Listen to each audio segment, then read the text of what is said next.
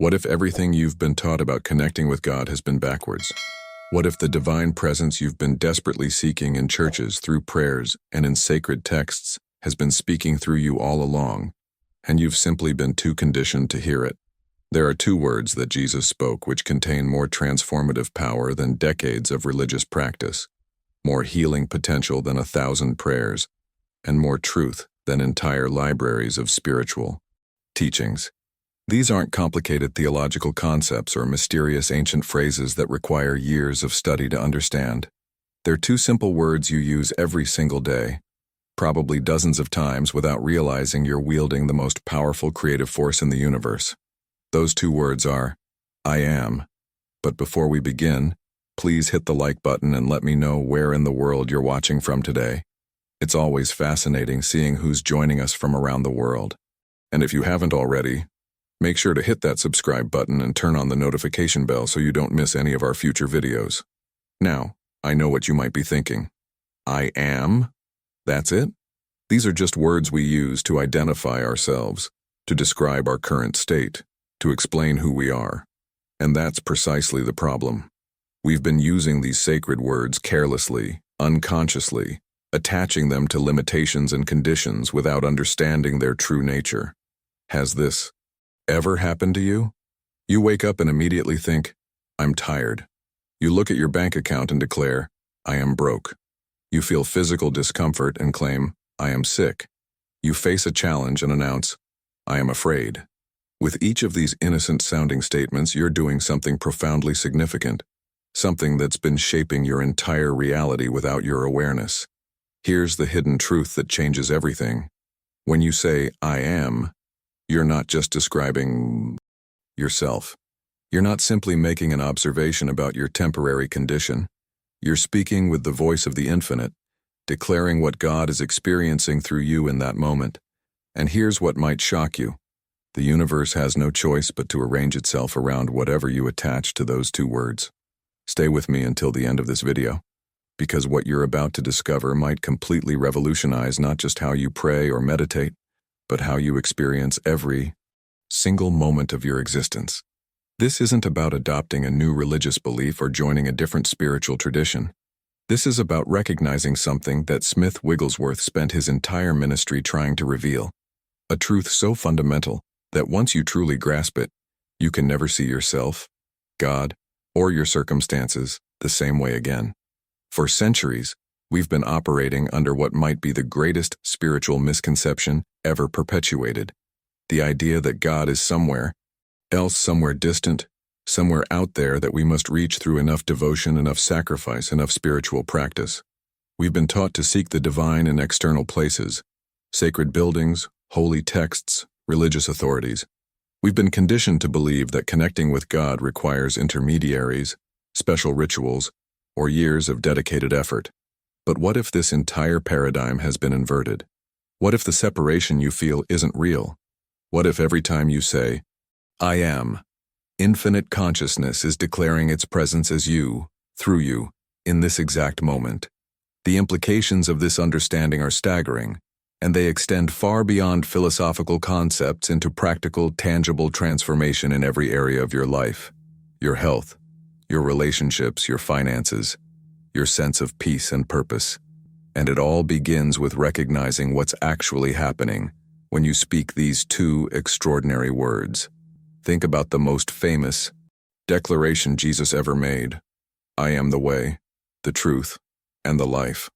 For 2,000 years, religious traditions have interpreted this as Jesus claiming something unique about himself, something that set him apart from the rest of humanity, something that made him special while keeping everyone else ordinary. But what if we've completely missed the point? What if Jesus wasn't making a statement about his exclusive status, but revealing the fundamental nature of consciousness itself? When he spoke those words, he wasn't saying, I, this man named Jesus, am uniquely the way. He was demonstrating that the I speaking through him, that same I that speaks through you right now, is the divine presence individualized. He was showing us that what we casually call I isn't our limited human personality at all.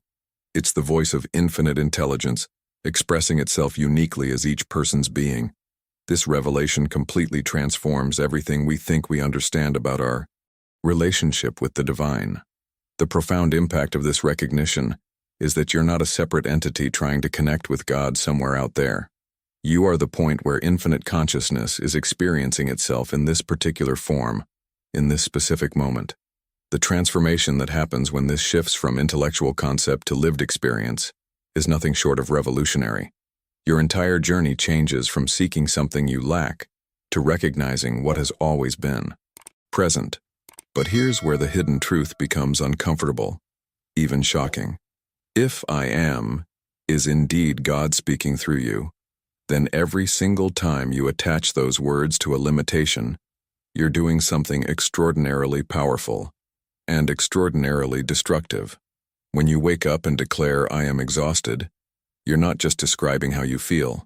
You're claiming that the infinite presence expressing as you is tired.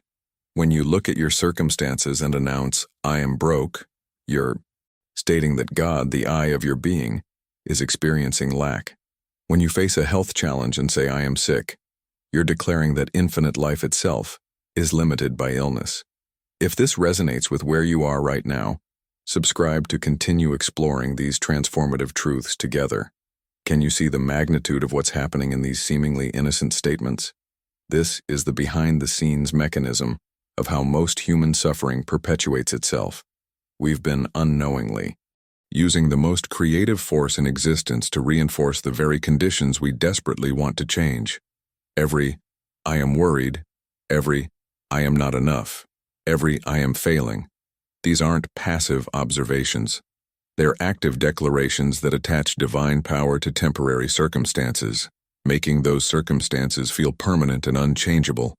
The mindset shift required here isn't about positive thinking or pretending problems don't exist. It's about recognizing the proper relationship between your eternal identity and the temporary conditions flowing through your experience. One is who you truly are. The other is simply what's appearing right now in the theater of consciousness. When you say, "I am afraid," you're confusing the screen with the movie playing on it. You're identifying the unchanging awareness with the changing content of that awareness. And that confusion is what keeps you trapped in cycles of limitation. Now, I want to go even deeper into this topic by exploring what happens when you begin to recognize this pattern in real time, when you catch yourself in the act of misusing these sacred words and choose differently, because the revelations that emerge from this practice extend far beyond theory into tangible transformation in every aspect of your life. Write in the comments, "I'm recognizing this pattern," if you've started noticing how often you attach "I am" to temporary conditions throughout your day. The greatest misconception about spiritual awakening is that it's something you achieve after years of meditation, countless hours of practice, or following the right teacher long enough. We've been conditioned to believe that enlightenment is somewhere ahead of us, waiting at the end of a long journey of self-improvement. But what if the entire framework is inverted? What if awakening isn't about becoming something you're not, but simply stopping your identification with what you never were in the first place? You're authentic. Identity as I am isn't something you need to develop, cultivate, or earn. It's not hiding behind layers of unworthiness that you must peel away through spiritual effort. The revelation that changes everything is recognizing that this identity already exists as your true nature right now, in this moment, exactly as you are. The journey isn't about adding spiritual qualities to yourself. It's about subtracting the false beliefs you've accumulated about who you think you are. Think about it this way: you don't become awareness. You already are awareness. You don't achieve consciousness. You are consciousness experiencing itself through this unique perspective. The transformation isn't in the acquiring, but in the releasing, not in the doing, but in the undoing. Every spiritual practice, every meditation, every moment of prayer that actually works is simply creating space for you to recognize what has always been true beneath the noise of conditioned thinking. This shifts the entire mindset around personal growth and spiritual development. You're not a broken person trying to fix yourself. You're not an incomplete being striving to become whole. Your infinite presence temporarily confused about its own nature, and the confusion itself is the only problem that needs addressing. The impact of this understanding on your daily experience is profound because it removes the pressure of constantly trying to improve, achieve, or become. Now here's where language becomes critically important in this journey, because the words you use reveal whether you're speaking from your true identity or from the false self. There's a subtle but absolutely revolutionary distinction between saying, "I am experiencing pain in this body," and saying, "I am in pain." Can you feel the difference? One statement acknowledges a temporary condition appearing within your awareness, like clouds passing through the sky. The other statement identifies the eternal you with that temporary condition, as if the sky itself became the cloud. When you say, "I am in pain," you're claiming that pain defines your being, that it's woven into your identity, that you and the pain are one inseparable thing. But when you say, "I am experiencing pain in this body," you're maintaining the proper relationship between the unchanging witness and the changing experience. You're recognizing that sensations, emotions, and circumstances are events happening within consciousness, not to consciousness itself. This seemingly small shift in language carries the power to revolutionize how you relate to every challenge, every difficulty, every unwanted condition in your life. The hidden truth is that most suffering doesn't come from the condition itself, but from our identification with it.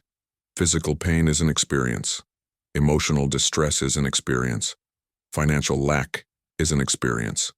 But the I am that you truly are remains untouched, unchanged, unlimited by any of these passing conditions. Behind the scenes of your conscious mind, this linguistic distinction is creating either bondage or freedom with every statement you make.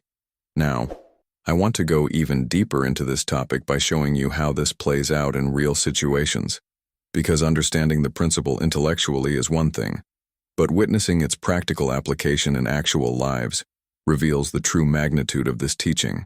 Comment below, language creates reality.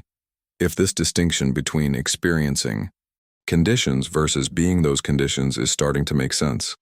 Once you truly grasp that I am is divine presence speaking through you, something fascinating happens automatically. You become acutely aware of the words you attach to this sacred phrase. It's not about policing your language or forcing yourself to speak positively. It's a natural consequence of recognizing the creative power you're wielding with every declaration. The transformation happens organically because you can't unknow what you've come to understand about the nature of these two words. Instead of carelessly saying, "I am sick," you begin to recognize something more accurate, more true.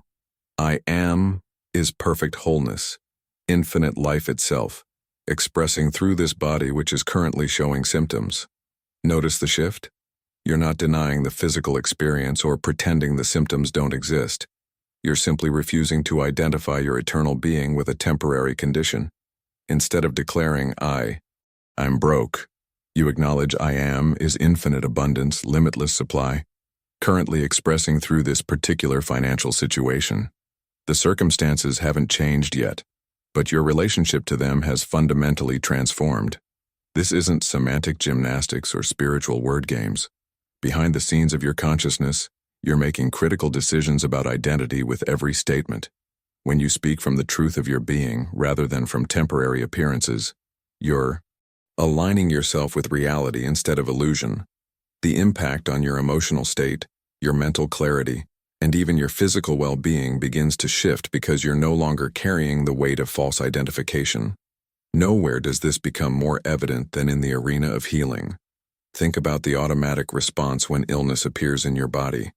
The immediate thought is, I am sick and I need to be healed. This seemingly natural reaction actually creates a profound problem. You've just identified your core being with the illness, and you've placed the solution somewhere in the future, making it dependent on something external changing.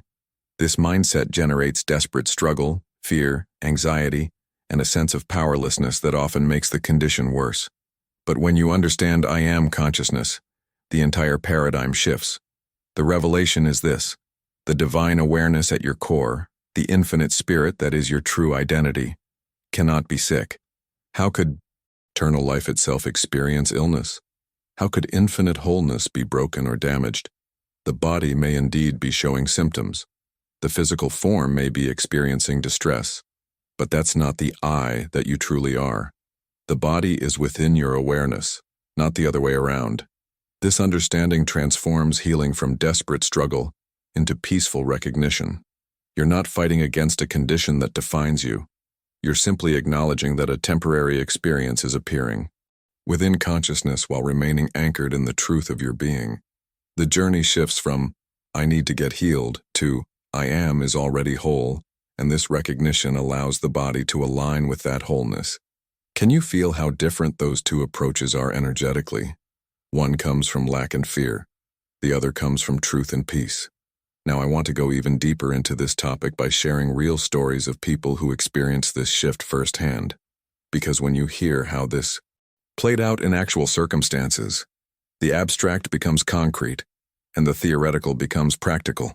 Type, I'm ready for wholeness in the comments if you're beginning to see how your own identification with conditions might be perpetuating them. What makes this teaching so revolutionary is how it completely transcends the endless cycle of spiritual techniques that dominate modern spirituality. Everywhere you look, there's another method promising transformation if you just do it correctly. Visualize your desires in vivid detail. Repeat affirmations 100 times daily. Perform specific rituals at precise times. Meditate with particular intentions to manifest outcomes. The entire spiritual marketplace has become an exhausting series of actions you must perform to get what you think you lack. But Smith Wigglesworth revealed something that cuts through all of that effortful striving. I am isn't a technique you practice or an action you perform.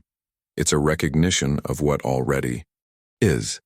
This single revelation transforms your entire spiritual journey from doing to being, from endless effort to simple awareness.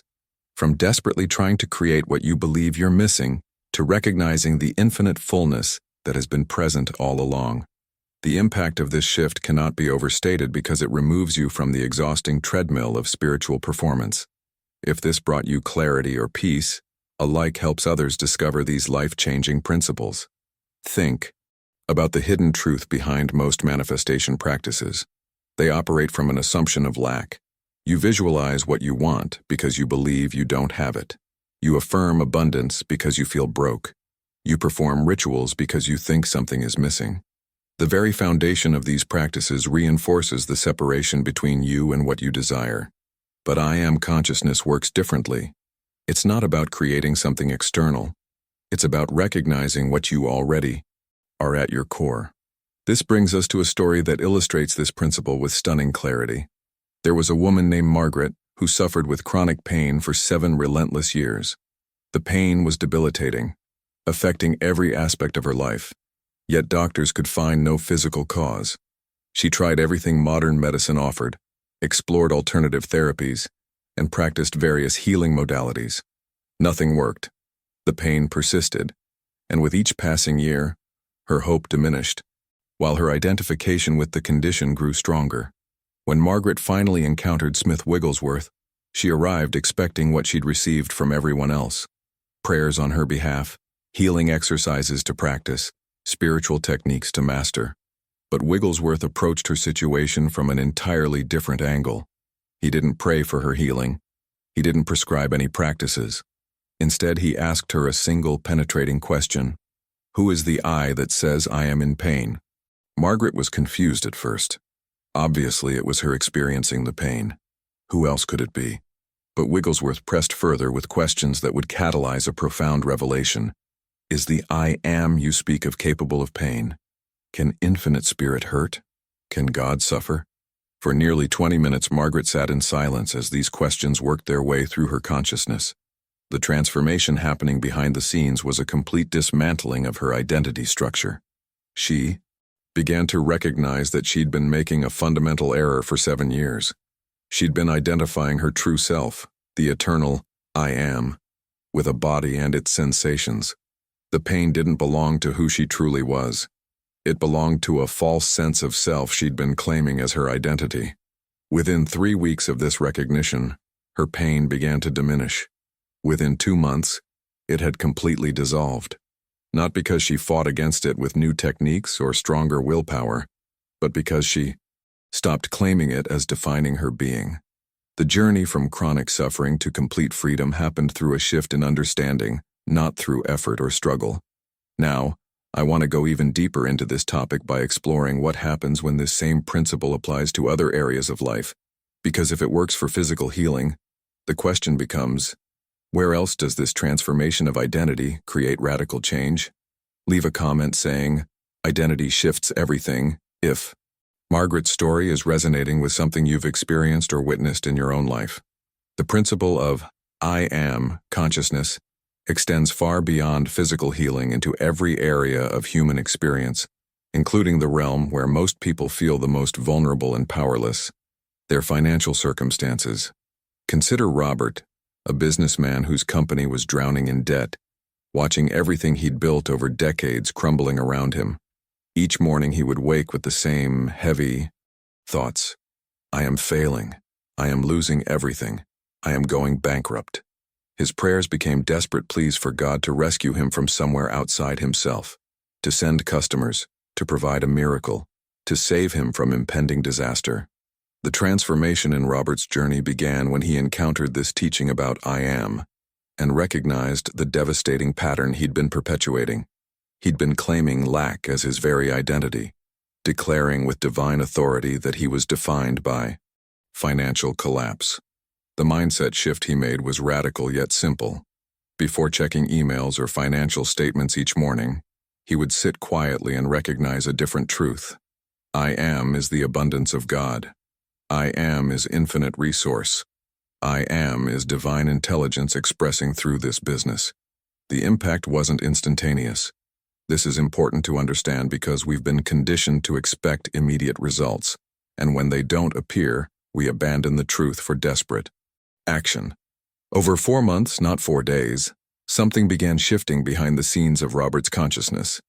Innovative ideas emerged that had been invisible to him before. Unexpected connections appeared through seemingly random encounters. Opportunities unfolded that his previous mindset of lack couldn't have recognized even if they were right in front of him. His business didn't merely survive.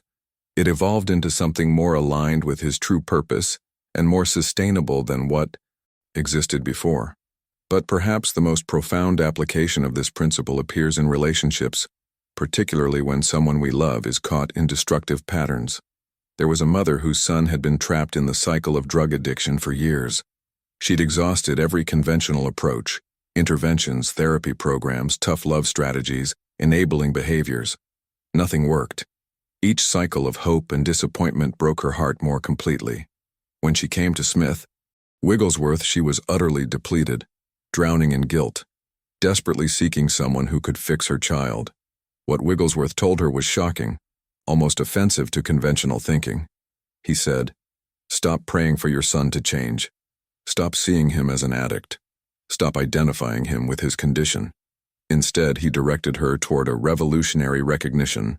Her son's real identity is I am, the presence of God individualized. That presence cannot be addicted. That presence is whole, free, and perfect right now, regardless of what appears in behavior or circumstance.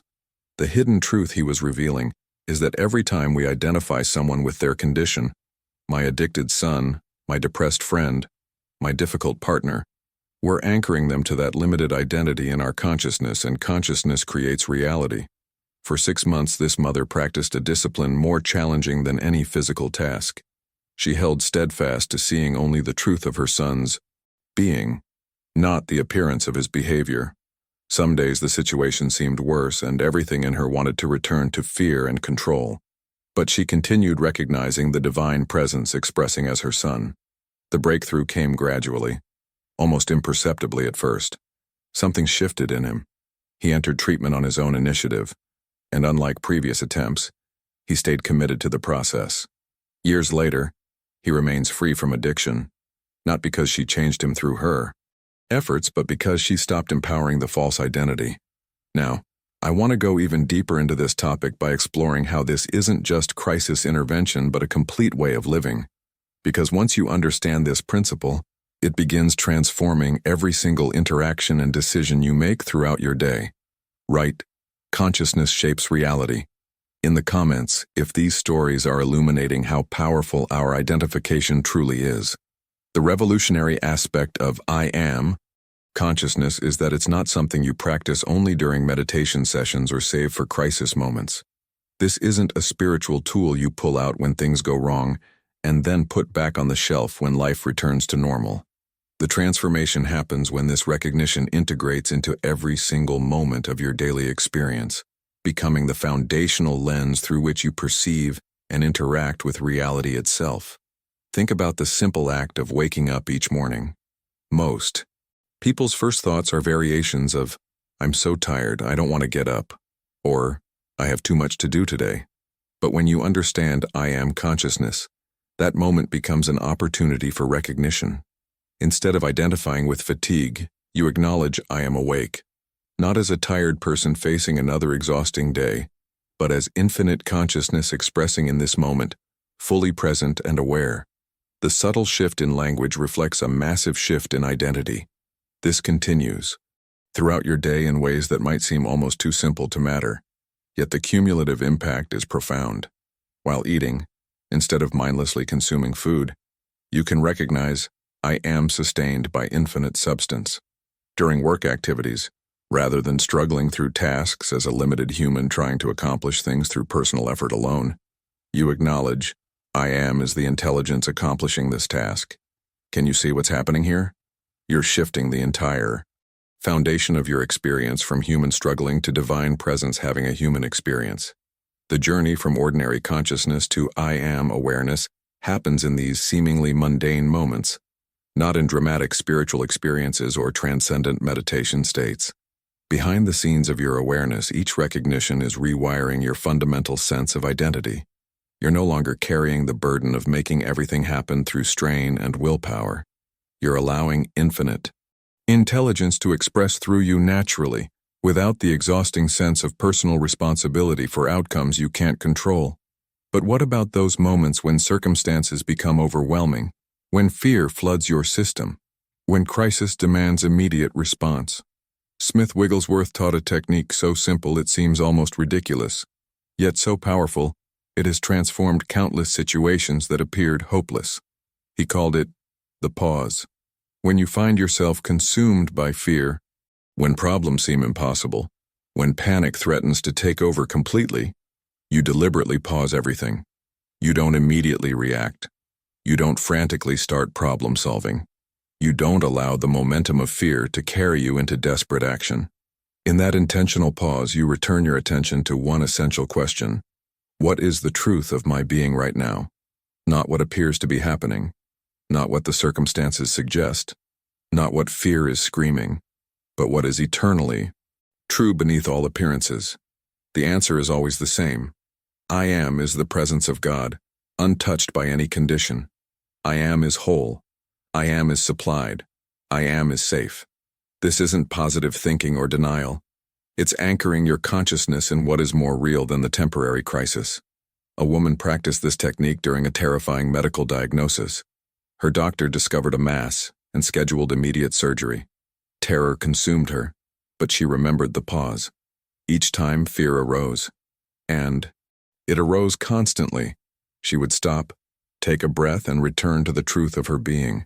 She didn't deny the diagnosis or refuse treatment. She simply refused to identify her eternal self with a temporary condition. By the time of her pre-surgery scan, the mass had completely disappeared. The medical team had no explanation, but she understood the hidden truth behind what had occurred.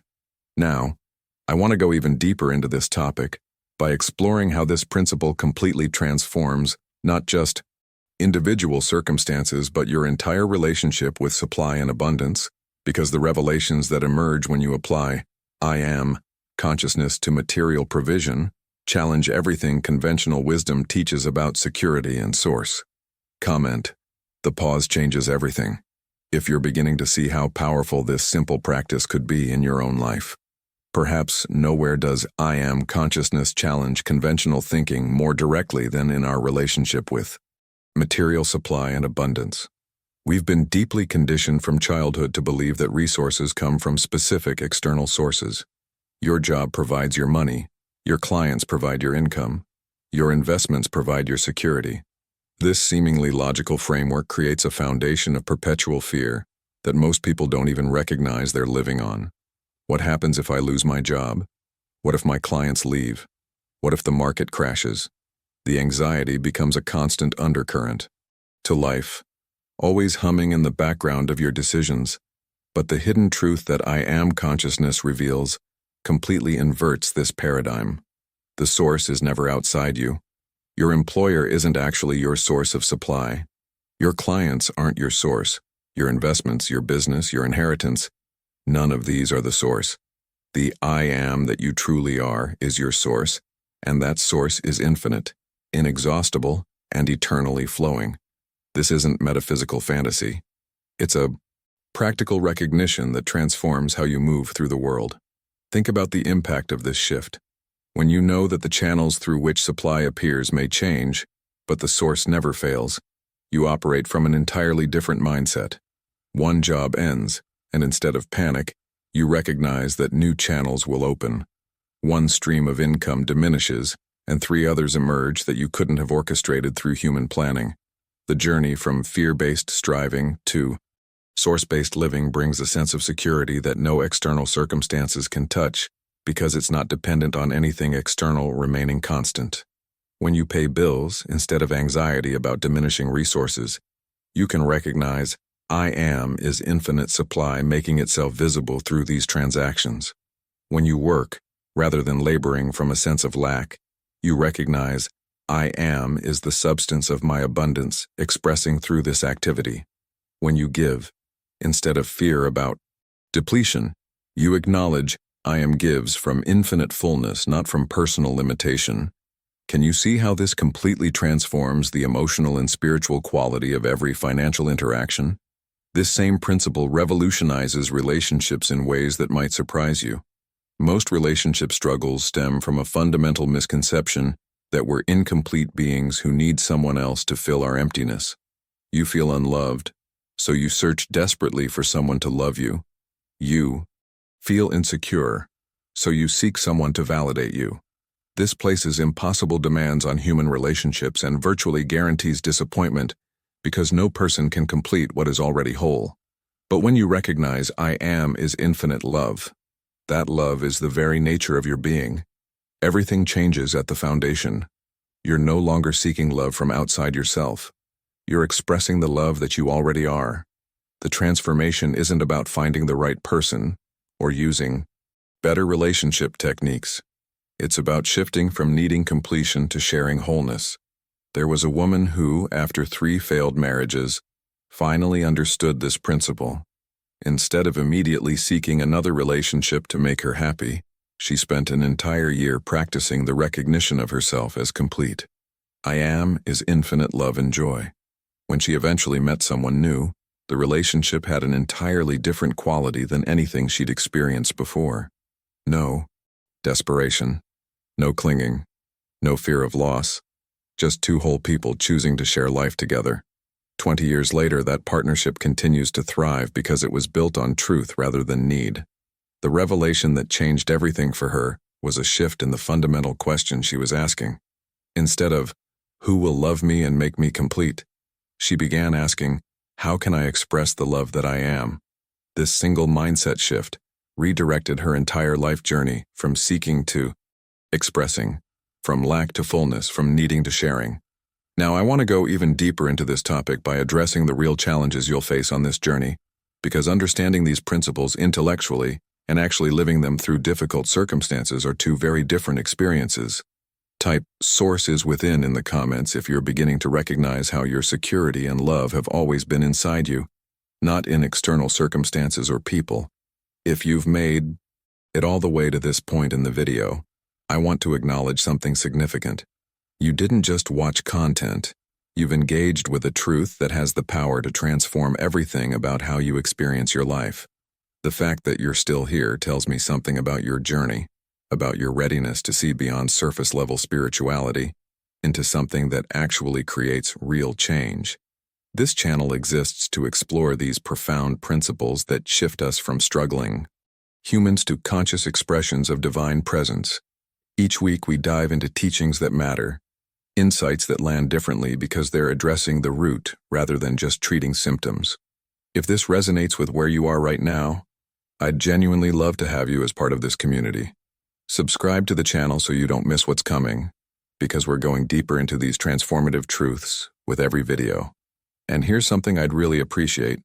Leave a comment below saying this message was meant for me, if you felt that spark of recognition while watching, that sense that you were supposed to encounter this teaching at exactly this moment in your life. Those comments create a beautiful connection among everyone on this journey together. And honestly, reading them reminds me why this work matters. If this video brought you value, clarity, or even just a moment of peace in recognizing who you truly are, a like helps others discover these timeless principles that have the power to change lives from the inside out. There's a video right here that explores how to maintain this I am consciousness during life's most challenging moments, when everything is pushing you to forget what you've just learned. Click and continue with me there as we deepen this practice together. Until next time, remember, you're not seeking what you already are.